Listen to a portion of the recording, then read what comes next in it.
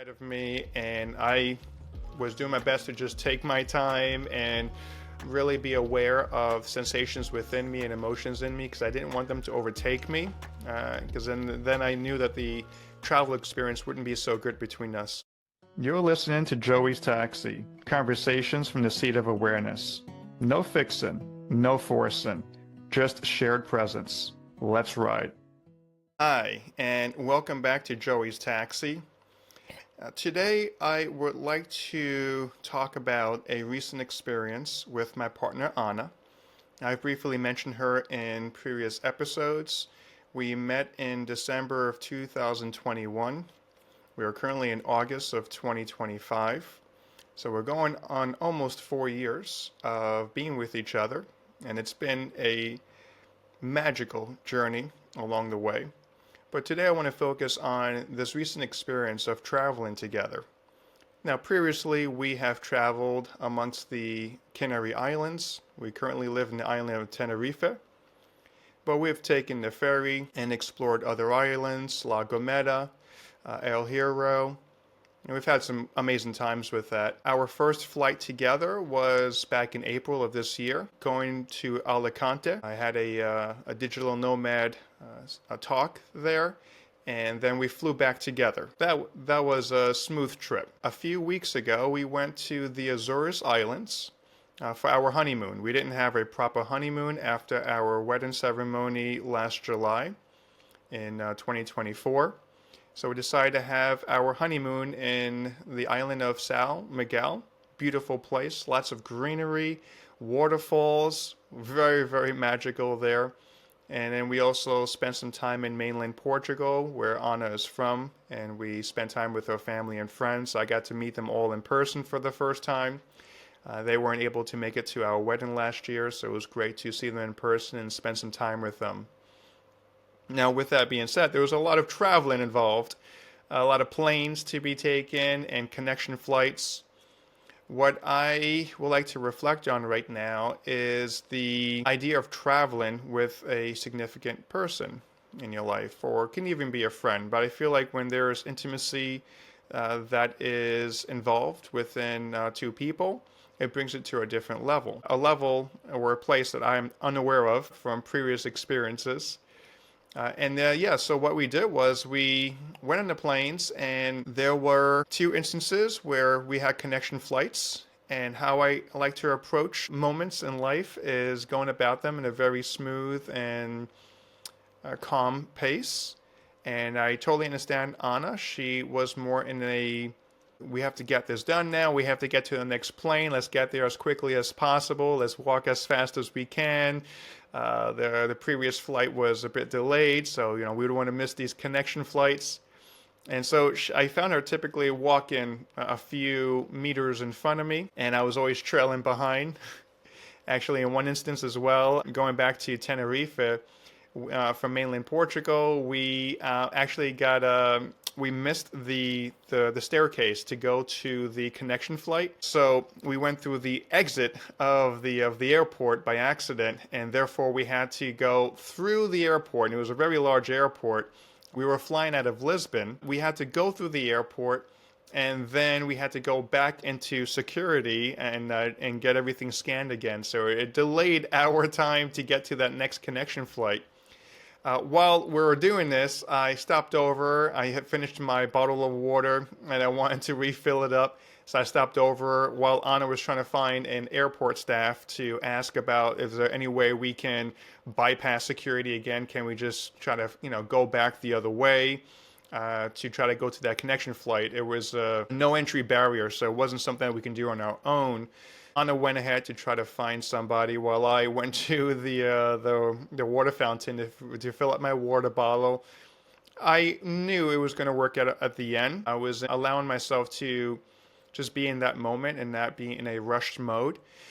This is something I've been practicing while studying Buddhism and mindfulness, is to just be present in that moment as best as I can. Previous experiences, stress is something that easily comes into my experience, and I have previously identified with stress. And it's never been a good feeling, because then I go into this autopilot zombie mode and I react out of the stress, and then I just don't like the way I feel. It's like putting myself in a blender and just blendering my energy inside, blending the energy on the maximum speed, that level 3 on the blender. And I just wanted to kind of slow everything down. I wanted to not only turn off that blender, but unplug it and just be there. Anna eventually found me and was asking me, "What are you doing? We have to get to the next flight." And I said, "Yeah, I just want to fill up my water bottle." Then we find the security line. There was an opportunity for me to dump the water out, but I figured, oh, we can wait until we actually through the security. We're not actually through it, but right before security, usually there's a place to empty out your water canteens. So I figured, let's go a little bit further in, and then I can dump it there. Well, we get to the point where you scan your boarding pass to get into security, and there was an airport representative there who I don't think was having the best of days. And as soon as he saw my water canteen, there was a trash bin there, and I offered to throw it out there.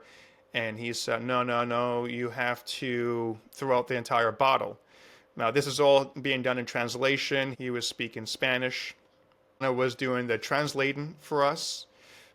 From what she explained to me, he wanted me to throw out the canteen bottle, and I said, "There's no way I'm throwing this out. You know, this is a nice canteen bottle. There has to be another way." And I attempted to try to throw it out right there, and he was saying no. Anna was saying no, and I'm like, okay. And she was also trying to ask him for help with us missing a flight, and are we going to make the next flight? He wasn't very helpful at all.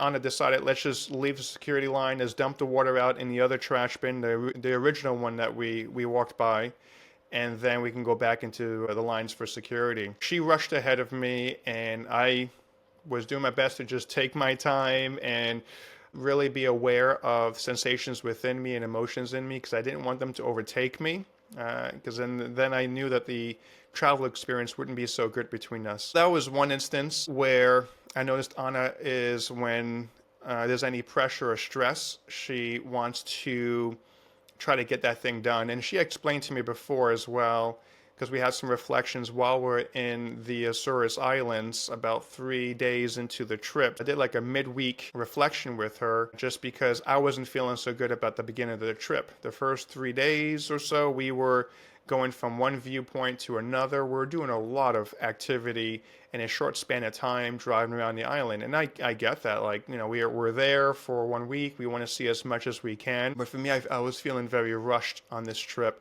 And I wanted to spend a little extra time in each location that we were going to.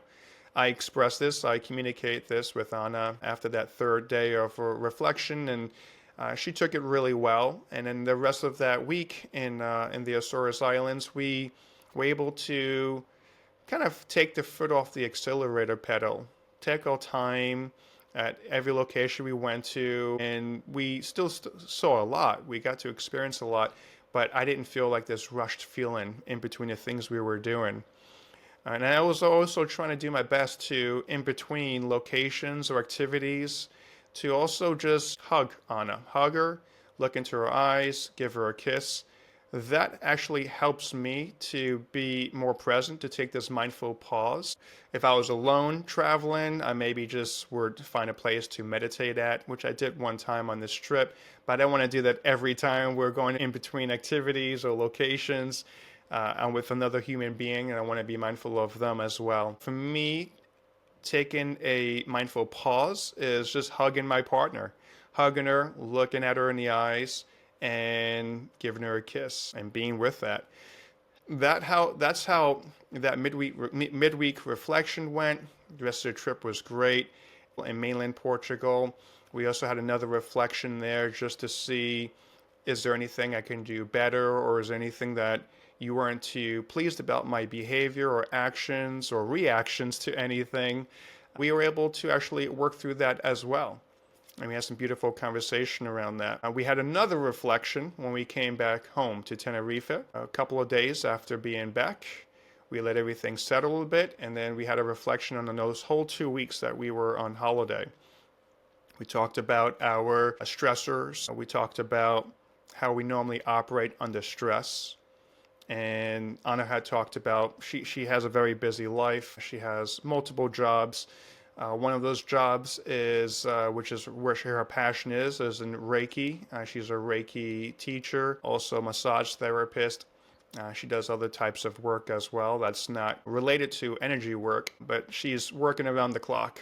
She's gone most of the day, barely has days off, so she's always on the go. I understand that. When I worked at Apple and when I worked at Best Buy, a big box electronics retailer in the United States, also other jobs that were sales oriented, high demand, competitive.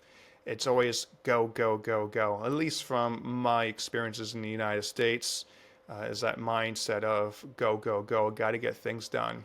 And you have to be top in your game, top in your sales team, make the most cold calls. I worked at a direct lender called Balboa Capital, and our direct manager. The sales team I was on was the most demanding, mentally, spiritually, physically, emotionally demanding team in that company.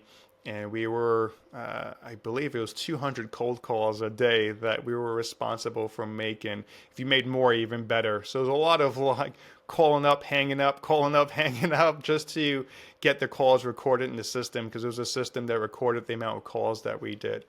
We found creative ways around that. Going back to my travel experiences with Anna, I really appreciate being able to communicate how I'm feeling, what I'm experiencing, because this is the first time I've traveled with another intimate partner to this extent. And so I'm used to just traveling by myself, solo traveling, and I'm just going out doing my thing. I go at my own pace, and whatever stressors there are, I just have me, myself, and I to be worried about, to be concerned about. But now there's another person that I'm traveling with. It's also understanding how they operate, and now how can we come together? The conclusion of our reflection was, how can we come together to find a common ground, to find a balance between how we both operate? Because I used to operate in a very go, go, go fashion, but I am currently doing some mindfulness work around the stressors or the unpleasant emotions or sensations that come into experience that's normal for a human being to go through. That final reflection is, where can we find this balance? And that balance was what we have done before in between those activities where we hug each other. We made a promise to each other where if we're at an airport, or if we're feeling like there's some sort of disconnection between the two of us, or if our communication is breaking down somewhat, let's just hug each other. Let's embrace each other. Let's look each other in the eyes. Let's give each other a kiss. Take a breath together, maybe 2 or 3 breaths, and then let's figure out what's the next best decision to make in this moment. If we're in between flights and the last flight ran late and we're trying to get to the next connection flight, what can we do right now? For the example of the bottle of water, it's like, okay, we have to throw out this water. This gentleman, the airport representative, is not being helpful. Well, maybe we can ask to speak to his manager. We did have the extra time, because in actuality, when we got through security, and then we went to the plane. Well, actually, even before we got to the plane, there was a long wait time in the terminal. Then when we got to the actual plane, there was another wait time. We did have this buffer of wait time. Same thing with the first connection flight going to the Azores Islands. When Anna was walking ahead of me, there was an airport representative that was waiting for people from the delayed flights to go on board the connection flight. Even when we got to that terminal, we still had to wait for others to arrive. We had a buffer there as well. 2 instances where we didn't necessarily have to rush, and we still had buffers, and I knew that things were going to work out one way or another. Taking this break together and this pause and just tuning in, how are you doing? Right? And ask me, how am I doing? What can we do now? We can ask to speak to a manager. This representative is not being helpful. Or we can go together to the trash bin and we can just do it together. Not one walks ahead of the other, but let's just walk together and do it in love and compassion. Because at the end of the day, it's a travel experience. It's something that we can grow from. All right? There's only so much development I can do on my own. But when you're traveling with somebody, you get these amazing growth opportunities to grow with them. Put aside my preferences. I don't have to go as slow as I was going. I could pick up my pace a little bit, not to Anna's pace, and she can slow down her pace a bit. Maybe that's a common ground there. I'm very grateful for our travel experiences. I had a fantastic time, so I feel like I got closer to Anna. There's more of an understanding between the two of us. I actually want to spend more time with her. I had never spent so much time with an intimate partner. 24 hours, 7 days a week for those 2 weeks. That was also triggering me a little bit, spending so much time with one person and not having this opportunity to step away, which I did. I did my meditations. I did my practice sits while we're on holiday. Every day I practiced. But still, being around someone else for as long as we were around each other, because I'm not used to that. Back at home, she's gone most of the time. She's at work. I'm the one that's home most of the time.